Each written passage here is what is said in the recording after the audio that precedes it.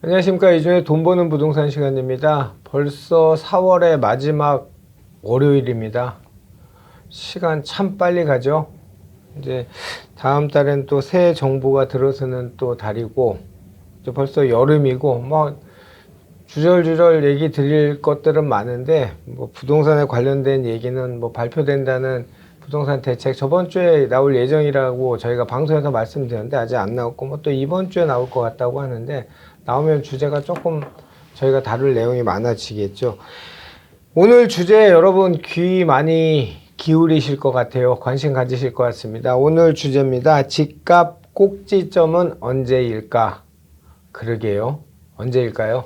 오늘도 이분에게 여쭤보겠습니다. 늘 저에게 부동산 해안을 주시는 분입니다. 주식회사 도시화공간 곽창석 대표님 나오셨습니다. 안녕하십니까? 예, 안녕하십니까?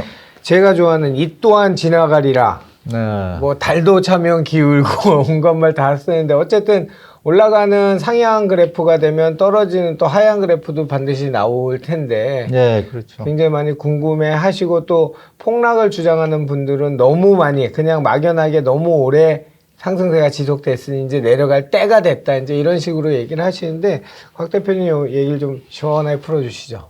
사실 요즘에 부동산에 별 이슈가 없어요.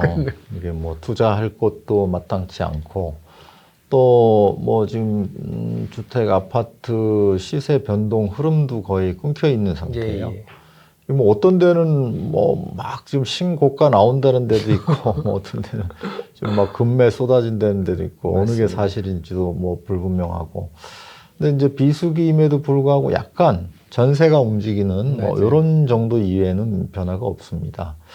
그래서 오늘 주제는 다 누구나 관심을 가지시겠지만은 이 꼭지점, 집값 상승장의 꼭지점이 언제인지를 알면 정말 알 수 있다면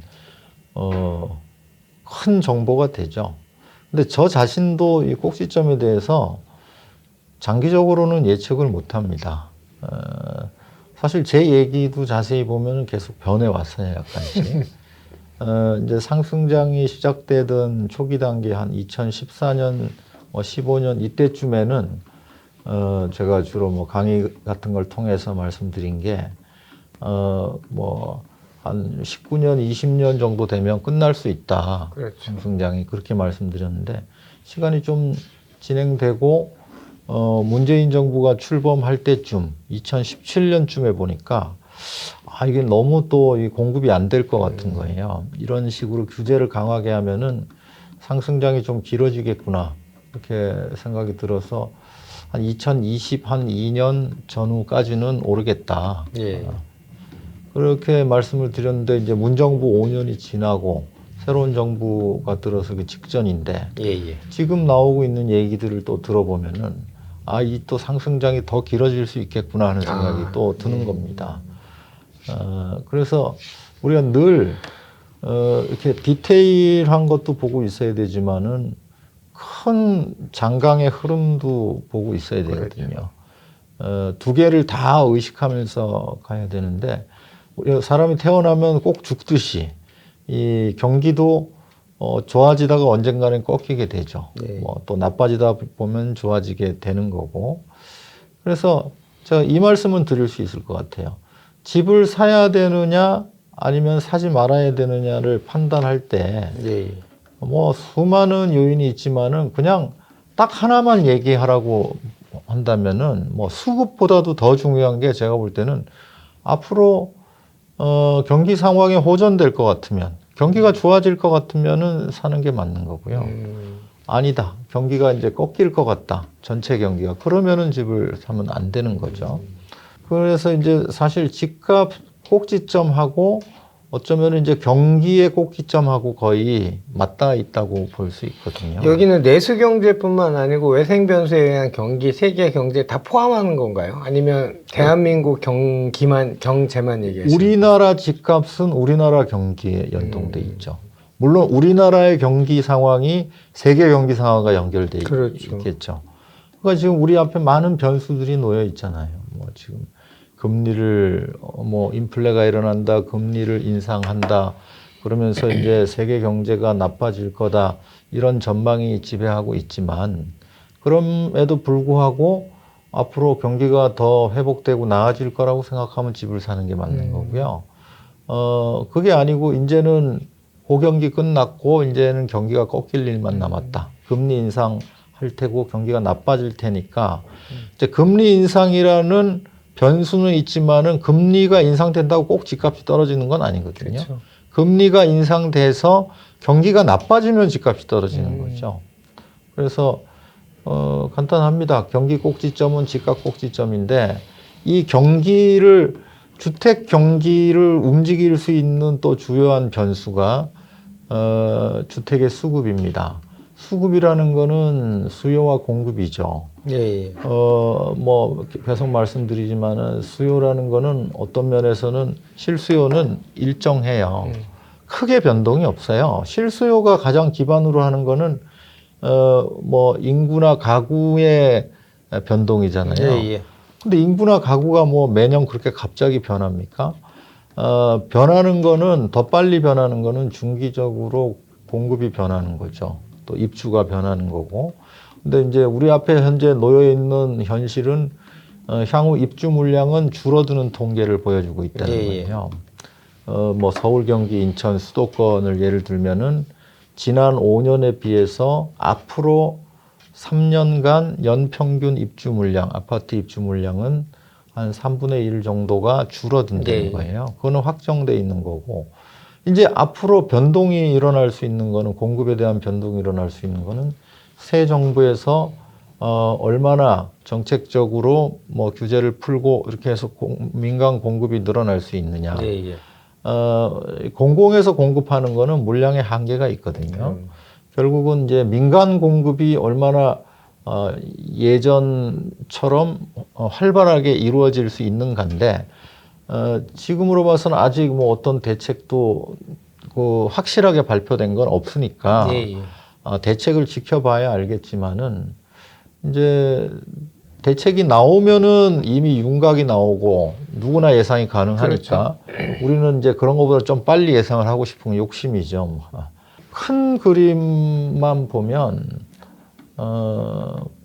제 생각은 과연 지금처럼 입주량이 줄어들고 전월세 가격이 오를 수밖에 없는 상승장이 지속될 수밖에 없는 상황에서 새 정부가 과감하게 규제를 완화할 수 있을까? 저는 좀 회의적이거든요. 어려운 얘기죠. 특히 이제 국토부 장관이 정치인이 되지 않았습니까?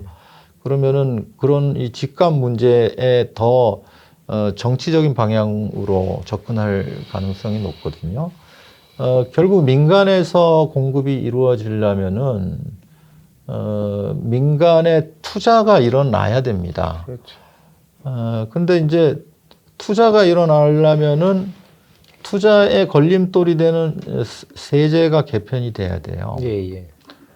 말하자면 지금 이제 양도세는 한시적으로 좀 떨어졌지만은 뭐 취득세라든가 종부세와 같은 이런 보유세 이런 것들이 남아 있는 한은 사실 투자가 일어나기는 어렵거든요. 어렵죠.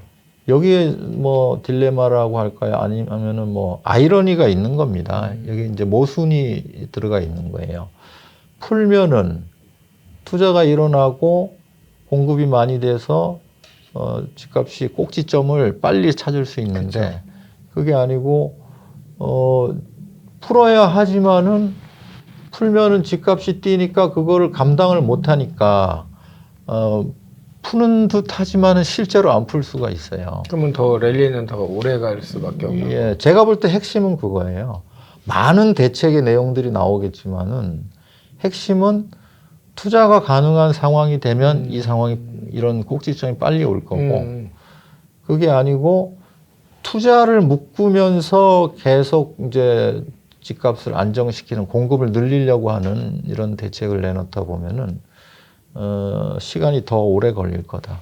아까 얘기하신 것처럼 꼭지점이 빨리 오는 그 기간을 견딜 수가 없는 상황이 된다고 한다면 그 이후에는 이제 하향 안정, 우리가 흔히 말하는 꼭지점이 오고 나면 공급이 늘든지 수급에 이제 밸런스가 맞춰지면 하향 안정을 정부가 꿈꾸는 그런 형태로 갈 수 있겠지만 이 기간 동안에 그 부작용을 두려워하거나 또는 아까 정치인이 국토부 장관 했다는 정치적으로만 해석을 해서 규제를 유지하면서 외부 투자나 뭐 이런 것도 이루어지지 없는 환경이 계속 지속된다면 이 꼭지점은 더 오래 가고 계속 이렇게 침묵 모드로 계속 가야 되겠, 눈치 보는 장이 돼야 되겠네요. 그렇죠. 중요한 건 그거고 그 사이에 집값이 이제 안정되려면은 뭐 세계 경기가 후퇴한다든가 불황이 빨리 찾아온다든가 아니면은 이제 3기 신도시가 입주하는 때가 되면 3기 신도시가 뭐 지금 문정부에서 상당히 지금 지연됐기 때문에 좀 오래 걸릴 것 같아요. 지금 도심 공공주도 곽 대표님 여러 차례 지적하셨던 그게 뭐 지금 난리랍니다. 뭐 동수로 그냥 수로만 일방적으로 밀어붙이고 이러다 보니까 지금 뭐 청원까지는 모르겠는데 굉장한 반대에 부딪혀갖고 지금 진행이 전혀 안 되고 있는 현장들이 많다고 하더라고요. 예. 그게 자연적으로 시장에 돌아가는 시스템에서 시장에서 공급해야 될 거를 인위적으로 공특법이나 공공주택 특별법이나 뭐 한시적으로 이렇게 수용이나 뭐 이런 걸 하다 보니 시장에서 받지를 못하는 거죠. 그런 것 자체를. 그러니까 그쪽 일을 하시니까 더 아마 예민하게 느낄 수 있을 거예요. 예. 그래서 상기 신도시 어떻게 보세요? 3기 신도시 뭐 이대로 진행이 되면은 시범 단지는 뭐 빨리 진행되는 한 2027년 하반기 빨라야. 빠르면 그 정도 되지 않을까. 사전 청약은 지금 다 끝났죠. 5차까지. 또 뭐 나올 게 있을 또 거예요. 나오겠죠. 근데 이제 정권이 바뀌었으니까 어떻게 될지는 모르겠지만은 그럼 뭐 사전 청약이라는 건 사실 큰 의미가 그럼요. 없죠. 우리가 뭐 분양가도 모르고 아무것도 경험치가 있잖아요. 아무것도 모르는 상태에서. 그래서 하여튼 결론적으로 이번 상승장의 꼭지점이 언제쯤 올 것이냐는 이제 정확한 거는 새 정부의 정책 방향에 따라 달라질 것이다. 그러나 제 예측으로는 현재로서는 민간 공급이 일어날 수 있는 유인책을 만들기가 힘들 거로 그렇죠. 보는 거죠. 그냥 느낌만 말씀드리면은 아마 이명박이 정부나 박근혜 정부 때 뭐 좋았던 것들을 이렇게 빼가지고 예. 이번에 공급 유인책으로 쓰지 않을까. 뭐 보금자리 주택의 장점, 뉴스테이의 장점 이런 것들을 빼지 않을까 하는 생각은 들거든요. 뭐 그러나 아직까지 제 느낌으로는 제 아이디어로는 아직 그런 걸 찾지 못했어요. 이런 공급 유인책, 민간의 공급 유인책을 뭐 이대로 그런 걸 찾지 못하고 흘러가다 보면은 마치 뭐 보금자리 주택 시행했을 때 그 중견 건설 업체들이 싹 망했거든요. 예. 지금 막 건설 주가도 올라가고 있는데 그렇게 될 수도 있는 상황이 올 수 있습니다. 그 내수 경기 연관성, 연동성의 그 건설 부동산 관련이 굉장히 업종이나 스펙트럼이 넓잖아요. 그러니까 항상 예전부터 경기가 안 좋아지면 부동산 그 시공사 건설사들이 뭐 위기가 오면 그걸 또 종금이나 이런 데서 살려주고 뭐 계속 그런 것들이 되어 왔었잖아요. 그렇죠. 너무 이제 국민 경제에 끼친 영향이 이제 크기 때문에 그죠? 예. 그래서 제 생각에는 좀 그 투자를 할 수 있는 요인을 차라리 줘서 아예 확 달궈서 예, 빨리 예. 안정을 시키는 게 그러니까 이제 우리가 좌파 정부를 지나서 이제 이게 뭐 우파 정부인지는 모르겠지만 정권이 바뀌었잖아요. 좌파와 우파의 가장 큰 차이점을 지금 얘기하라면 제가 한 20개는 얘기할 수 있어요. 근데 하나만 딱 얘기하자면은 좌파는 배 아픈 걸 못 참아요. 우파는 배고픈 걸 못 참습니다. 이제 하여튼 뭐 우파 정부가 됐으니까 배 아픈 걸 떠나서 지금은 다소 막 지을 때는 오르거든요. 네. 그런 게 있더라도 지을 수 있게 좀 허용을 해주자고요. 우리 뭐 이런 방송하면 집값 올리는 거 저 관심도 없어요. 그럼요. 집값 올라서 제 집값이 올라서 기분 좋고 그런 건 저는 부동산을 평생의 업으로 생각하는 사람이기 때문에 네. 집값 오르고 내리고 이런 문제를 의도적으로 하고 싶은 생각은 네. 전혀 없는 사람입니다. 이제는 배가 좀 아프더라도 우리 국민들이 받아들여야 돼요.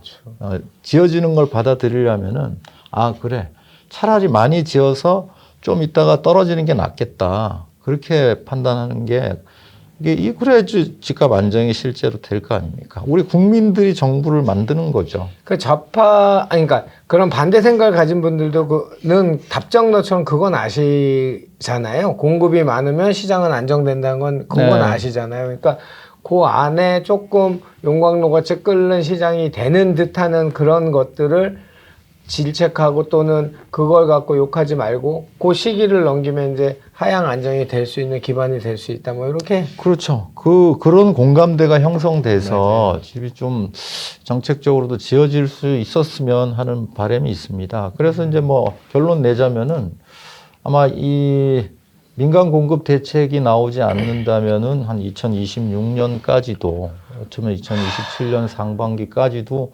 상승장이 지속될 수 있다. 유례 없는 장기 상승이 될 수 있다.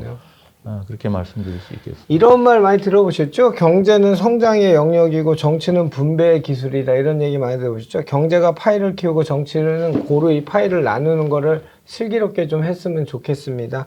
뭐 먹을 게 있어야 싸움박질도 해야 헤게모니 싸움이 되는 거 아니겠습니까? 그렇죠. 예.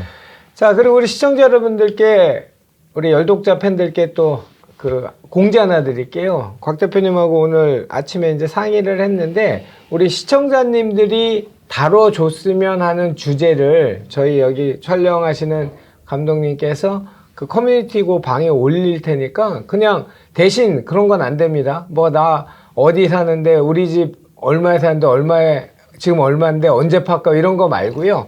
저희가 늘 다루는 주제처럼 모든 분들이 항상성을 갖고 접할 수 있는 그런 내용이었으면 좋겠습니다. 그래서 많이 달아주세요. 그러면 곽 대표님하고 저희 이 의논해서 여러분들 의견이 반영되고 그 말은 곧 여러분들께 제일 궁금해하시는 주제를 다뤄서 여러분들께 매주 월요일 찾아뵙도록 하겠습니다. 그거 저랑 약속하셨습니다. 예, 예. 자, 뭐 일교차는 아직도 심합니다. 건강 유의하시고요. 저희에게 좋은 부동산 인사이트, 해안을 주신 분은 주식회사 도시화공간 곽창석 대표님이셨습니다. 감사했습니다.